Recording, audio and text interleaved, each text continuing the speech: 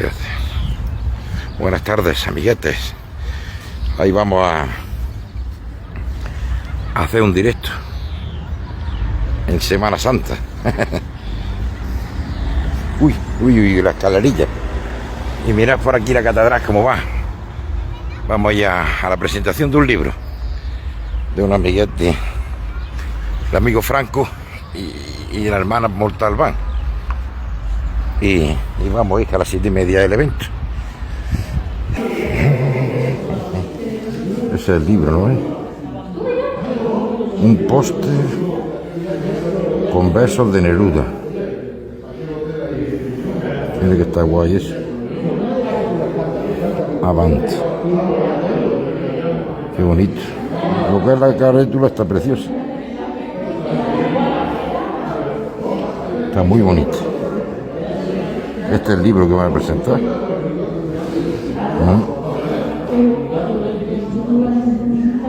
Muy bonito. La verdad que sí.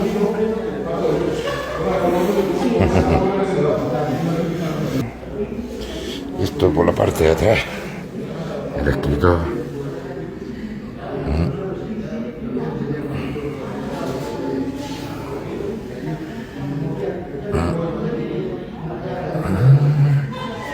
No se ve muy bien ahora, ¿sí? Me veo yo más que esto. No se ve por aquí bien. Y este tampoco.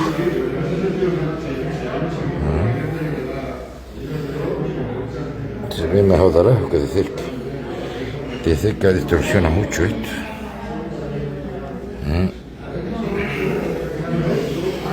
Sí, señor. Francisco Javier Franco Miguel. Nació en Guadix, Granada. En 1900. Hostia, me lleva de años. Yo nací en el 71 y el hombre nació en el 61. En 1984 confunde el colectivo de autores acitanos Sustari con el que ha publicado poemas en la obra colectiva antológica poética del poemario La puerta del desierto y los cuentos de la Acitania. Guay. Tiene buena pinta. Me lo tendré que llevar. Aquí está el artista.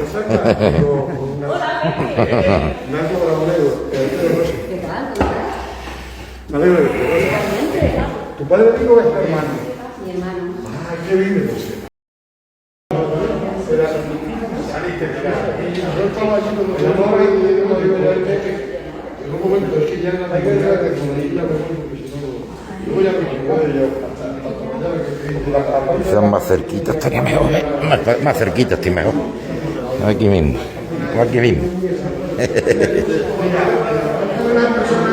Aquí me voy a sentar.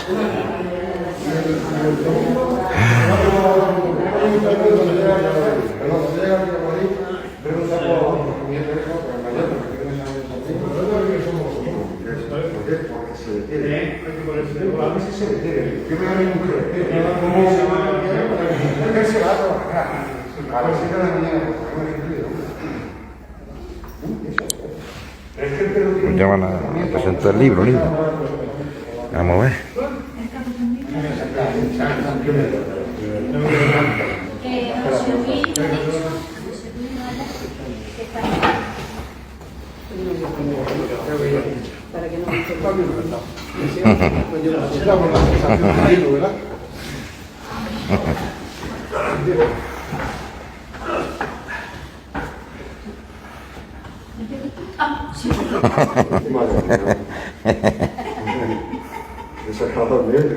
que después la feria del mismo.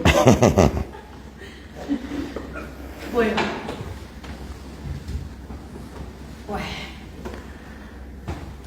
Pero yo ya, ¿qué hora es? Ya no se puede esperar más. Si no tenemos prisa, los que estamos aquí, podemos... Vamos a ver. Eso... Dar un poquillo de vidilla hablando de otras cosas, ¿sí? Pues muy buenas tardes, los que habéis tenido a bien venir. Bueno. Pues muchísimas gracias y muy buenas tardes. Hoy tenemos con nosotros a Francisco Javier Franco Miguel, un compañero de vida anterior, compañero de letras, ¿se entiende? Y vamos a presentar la novela, un póster, ponla por ahí un poquillo que se ve, un póster, ponla de pie, a ver si se ve. Un póster con versos de Neruda. Para que, bueno, todos los que estamos, la mayoría conocemos a Javier, pero vamos a hacer una pequeña nota biográfica de él, la que se suscribe en el libro, que está bastante resumida y creo que bueno, con ello será suficiente. Francisco Javier Franco Miguel nació en Guadix en 1961. En 1984 cofunda el colectivo de autores gitanos Subtari, de los cuales hay algunos elementos también aquí con nosotros, Andrés y Filipe, con el que nosotros también cofundamos con Javi, luego entró Carmen, porque era una chiquilla, ¿verdad? Con el que publica poemas y en la obra colectiva Antología Poética. El poemario La Puerta del Desierto, luego publicaría los cuentos de la gitana, individualmente ha publicado el poemario Perros Despeñados, que personalmente para mí es un poemario muy interesante de Javi, el relato en separata Cuento de Rómulo, la novela y Milce, y el poemario La Libertad Duele, que últimamente se presentó además en este mismo sitio. Así como diversos poemas, relatos y artículos en varias antologías y publicaciones, tanto en papel como en electrónica. Luego tiene una pasión, su segunda pasión, o no se sabe si la primera o segunda, o van de la mano la pasión musical y la literaria,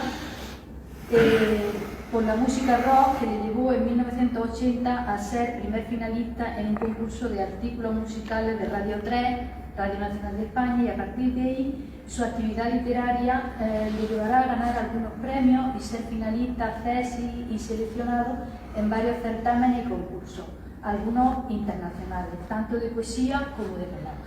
Bueno, con esas notas biográficas ya creo que tenemos suficiente. Y mi cometido aquí hoy es acercar un poco el autor un poco al público asistente, acercar el autor, tanto ya la novela, sino la novela, que también, ¿no?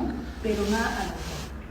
Y me gustaría saber un poco, que nos contara un poco, Javier, cómo fue la infancia y la adolescencia, porque hay un personaje que aparece en algún capítulo de la novela, que es el abuelo, y habla del abuelo de una manera que a mí me tocó mucho la fibra, ¿no? Muy cordial, muy cariñosa y con una emotividad, con un hilo emocional muy interesante.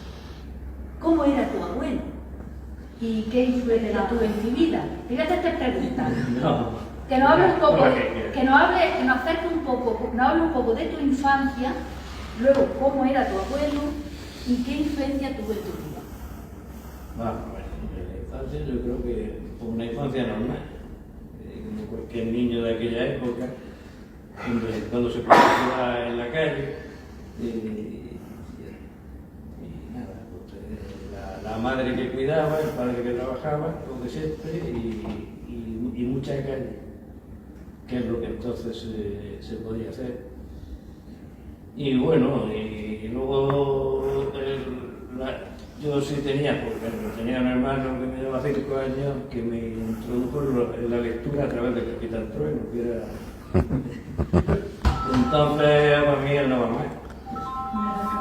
Y ya a partir de ahí, yo creo que fue cuando inicié yo el mundo de la lectura, con el Capitán Trueno, con el Jabato y todo aquello.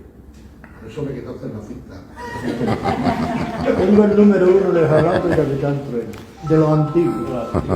Es una cosa que yo. Y luego pues, la figura del abuelo. El abuelo es porque era un magnífico contador de historias. Era el más paterno. Paterno. Entonces,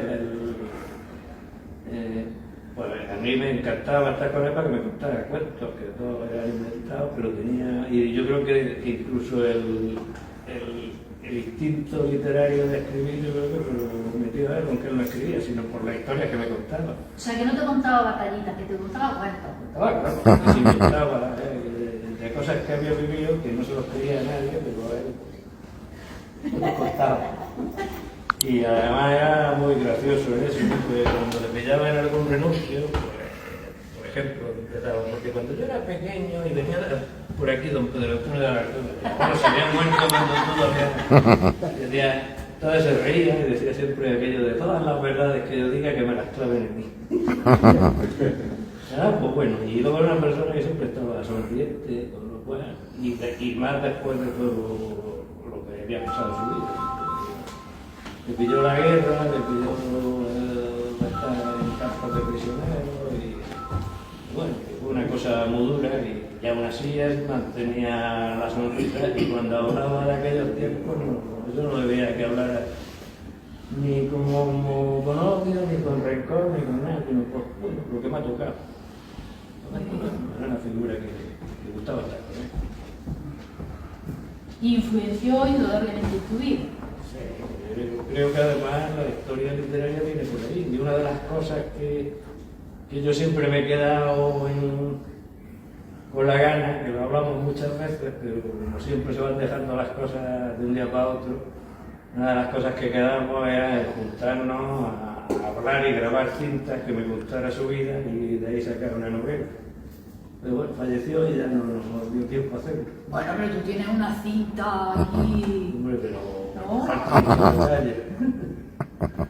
Bueno, vemos que la portada de este libro, esta novela, un póster con versos de Neruda,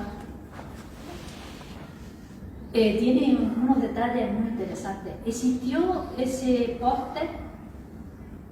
Sí. Sí, existió ese póster, ¿no?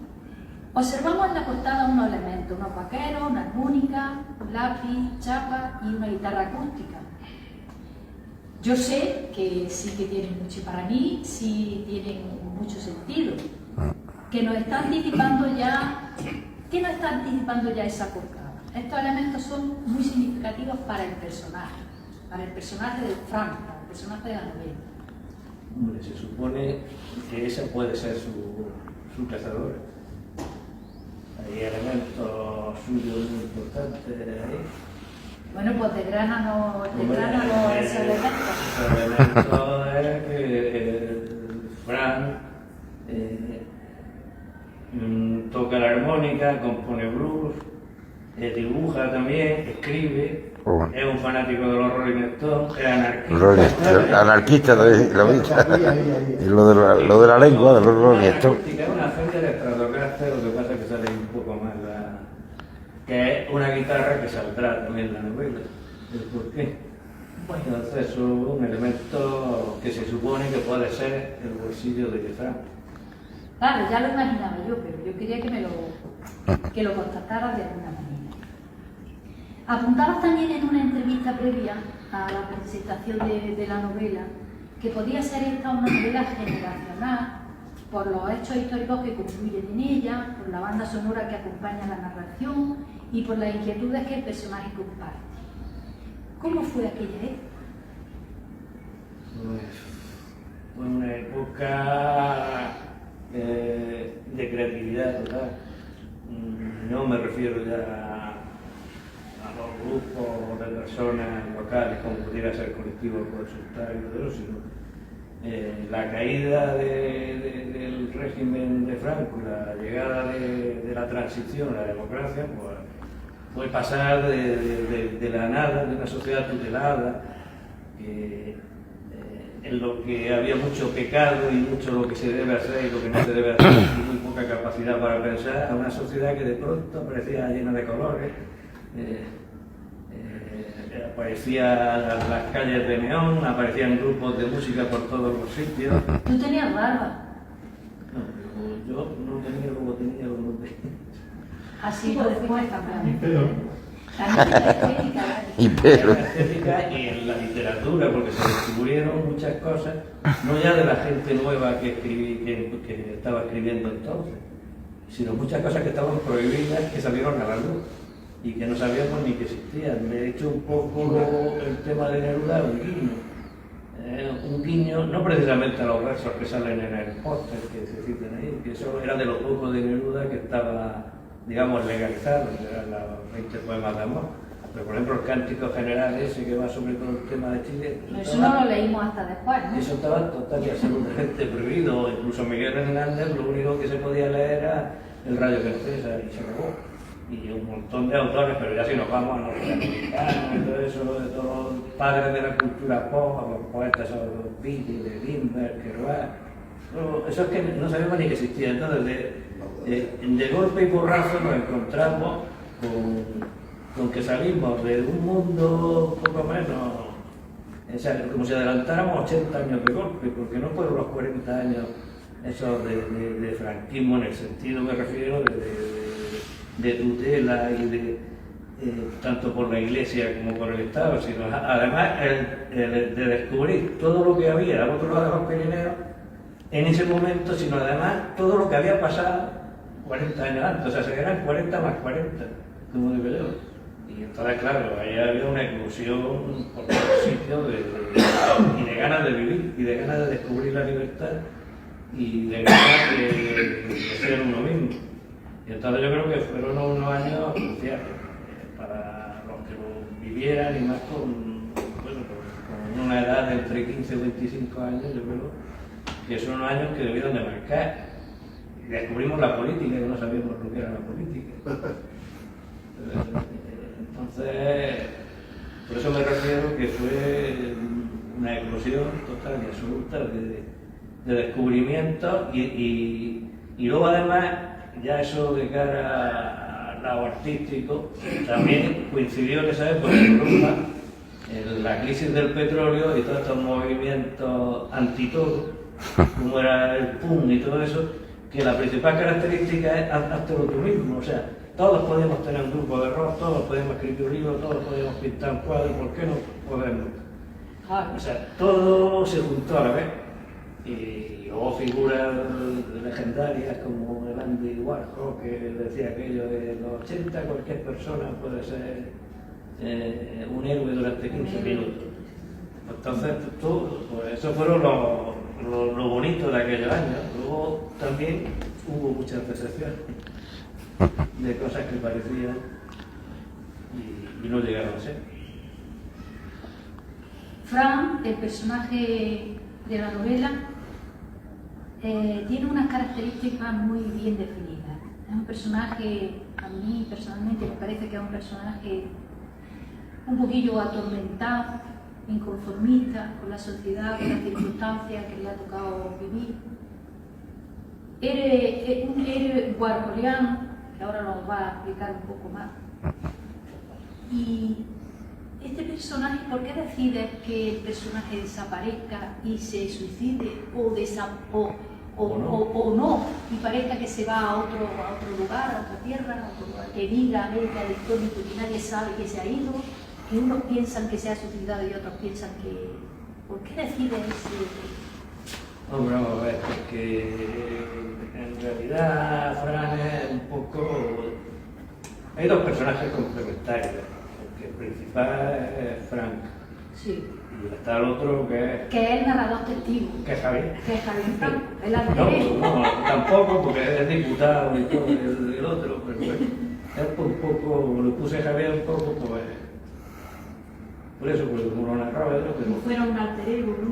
una especie de... Pero tenía que ser un narrador testigo. Testigo de todo lo hecho, es su colega. colega íntimo desde la infancia. Ya.